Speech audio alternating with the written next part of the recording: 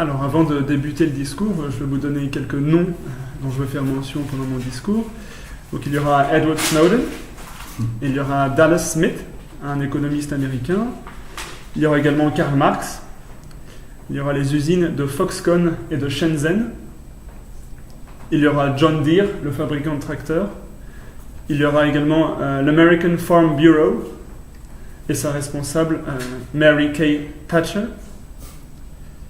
Il y aura également 2 fonctionnaires français, Nicolas Colin et Pierre Colin, et un sociologue qui s'appelle Antonio Casilli.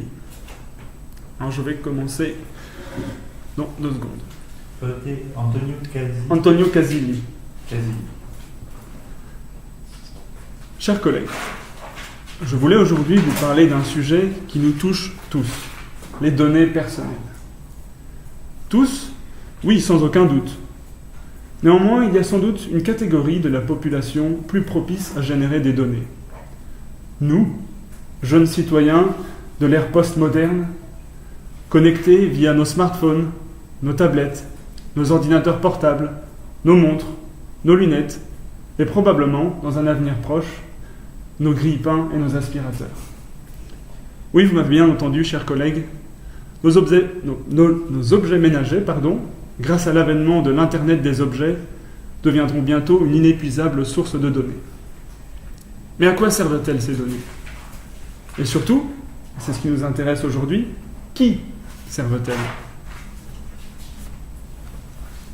En 2015, il s'est vendu dans le monde 1424 milliards de smartphones, soit 200 millions de plus que l'année précédente.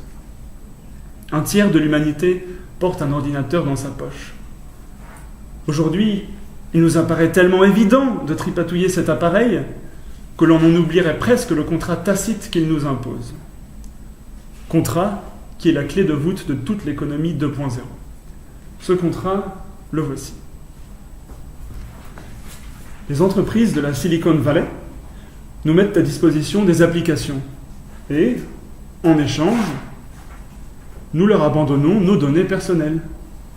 Localisation, historique, contacts, goûts musicaux, cinématographiques, gastronomiques, j'en passe et des meilleurs. Ces données sont ensuite collectées, analysées et revendues à des annonceurs publicitaires trop heureux de pouvoir cibler les bonnes personnes en leur transmettant le bon message au bon moment, comme l'annonce fièrement Facebook. Vous souvenez-vous de ce vieil adage « Si c'est gratuit, c'est vous le produit » Il semble étrangement à propos aujourd'hui. Suite aux révélations d'Edward Snowden sur l'ampleur du programme de surveillance de la NSA, on peut comprendre que ce problème de l'utilisation des données personnelles à des fins commerciales ne soit pas à l'ordre du jour de la politique. Je m'explique. En fait, on ne voit pas de gigantesques manifestations exigeant des gouvernements qui légifèrent en la matière. On laisse couler. Après tout, il y a bien d'autres sujets contre lesquels il paraît juste de s'indigner. Dans les années 70, Dallas Smith, un économiste américain, a émis la théorie suivante. Toute personne affalée devant un écran est un travailleur qui s'ignore.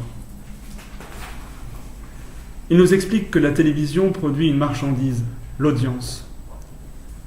Qu'est-ce que l'audience? C'est l'attention des téléspectateurs, qui est ensuite revendue aux annonceurs. Aujourd'hui, le labeur non rémunéré des internautes est bien plus actif que celui du téléspectateur. Le travail de l'annonceur est pré-mâché. Nous transformons nous-mêmes nos amitiés, nos émotions, nos désirs et nos colères en données exploitables par des algorithmes. Nos likes, nos tweets, les pages de web que nous consultons, les produits que nous achetons. Tout ceci représente une manne de données incroyables stockées dans des hangars de serveurs réfrigérés gigantesques détenus par Amazon, Google et Microsoft, parmi tant d'autres. Ce processus porte un nom, c'est le travail numérique. Et c'est grâce à lui que les mastodontes de l'économie 2.0 prospèrent. Comme le disait Karl Marx dans Le Capital en 1867, Le capital, c'est l'expropriation du producteur immédiat.